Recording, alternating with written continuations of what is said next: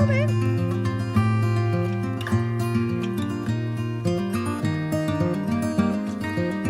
I'm doing a job here.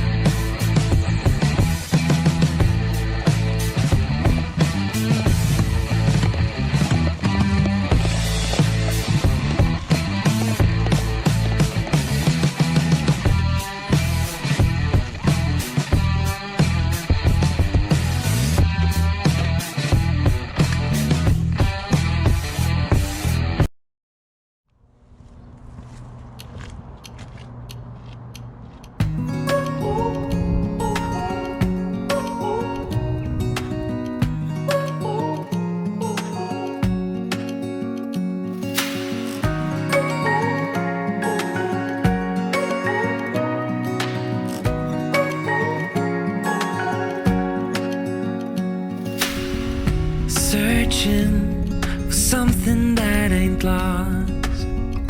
Have we got our lines crossed?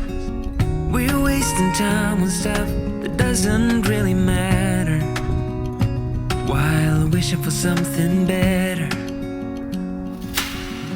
I try to fix things that weren't broken, misunderstandings and words unspoken. We fall apart, and I won't dare to say, do you feel the same way? Maybe you don't wanna know, but you don't see what you have in front of you. Or maybe I'm not enough for you, so maybe I should go. If I had known from the start, this wouldn't have ended with broken hearts. 'Cause I don't wanna waste my time.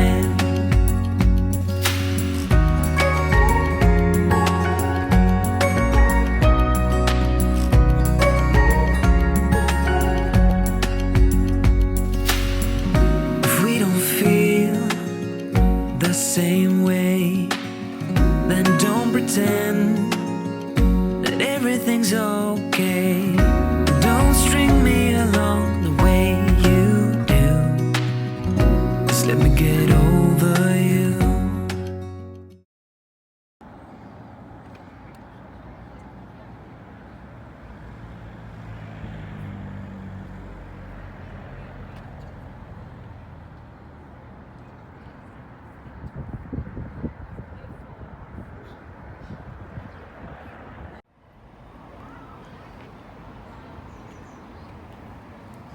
That was nice. Hey.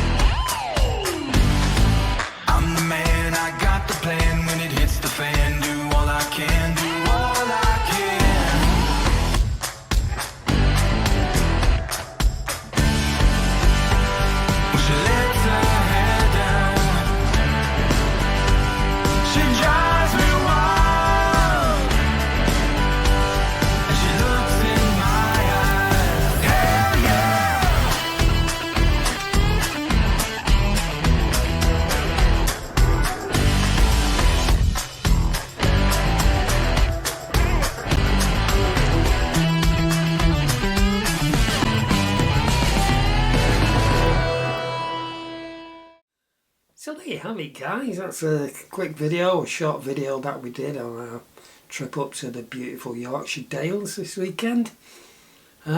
Just like to mention a couple of things that worked well and some that didn't. There were no facilities up at Riverside this weekend due to the COVID restrictions and that, which meant one, we had to sort out the problem of toileting. So we took two toilets, and we also took 2 toilet tents as well. My toilet is a kamikaze, which I've had for a number of years, but I've never used it. I've not used it for ages since we was camping with the family and that.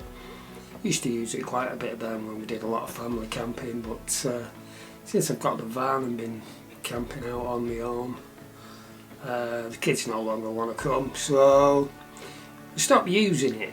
So I dug that out, give it a good cleaning up and everything, and we used, well, I used that one in the toilet tent, which surprisingly, I mean, we both sort of agreed on the same outcome, that it was a good idea. It was a big success. I was a bit unsure at the beginning, like, because we thought, well, there's no facilities for the toilet. What are we going to do? But it worked really well. I mean, campsite facilities weren't open, i.e. the washing up, the showering, toilet block, things like that. We managed. The Elton point was open, so you know, we managed okay. We used to empty the toilets every time we'd used it. Well, I did. I'm sure Scoobs did as well. And I'll show you a video of the. That's another thing. Yeah, I forgot to take a video, didn't I, of the toilets and the toilet tent, which was a bit of a laugh. Putting it all up, setting it up and everything, but I'll show you a quick, this is a picture of the toilet tents. It's the only ones I've got. I know it's not very good, but as you can see there, we pitched them just behind the tent and behind the awning as well. So regarding the toilet situation, yeah, we both sort of agreed, like I said, that it worked well, and probably use it again. I prefer it to the communal toilets. I mean, at least you know with your own personal toilet, there's only you being on it, and if you keep it clean, which I'm sure everybody will do, or everybody does, it's fine. It's not a bigger problem as what I thought it would be. And of course at night I use a pee bottle, so I don't have to get out of the van if I'm desperate. But most nights I'm okay without going to the loo. But I'm up very early in the morning anyway. I'm always up about 6 o'clock. The other thing that we tried out this weekend was a new awning. I bought a new awning. I didn't put too much in the video because I'm going to do a separate video on that. So if you want to know, you know, the ins and outs of the awning, do you know, keep your eye open for another video coming very soon on that. Just a quick mention, it was the Quechua Arpanes base fresh awning without the ground sheet. Now I'm saying it didn't have a sewn in ground sheet because it seemed to work well for us without the ground sheet, because we placed it over the campsite's picnic table, which was great, and we used it as you can, if you've seen in the video, we used it like as a stand free awning next to the van, in between the van and the tents. So that worked fantastic. But like I say, if you want to see a bit more about the awning, do watch out for the next video. That's up and coming as soon as I can get it edited, which shouldn't be too long. And the picnic table, yeah, I tell you, it was so handy. On the site they have these picnic benches scattered about here and there, and as we were there early, we sort of carried this picnic table over to the tent and thought we'd use that, because that's what they're for, they're for using. We just thought, hey, it'd be a good idea if we could put the awning over the top of that, and it worked great. So we struggled a bit carrying the picnic table over, but we got it all set up, and in the end it works out perfectly fantastic.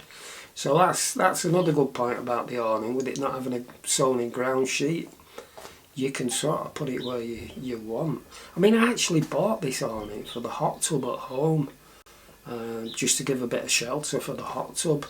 But that night is dual purpose. I mean, I thought, as soon as I bought it, I thought, ooh, I'll have to try this for camping, like you do.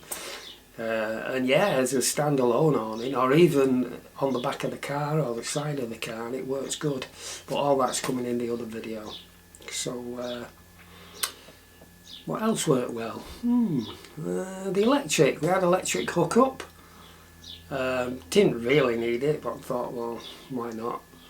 The electric hookup worked well with the new cool box that I've got.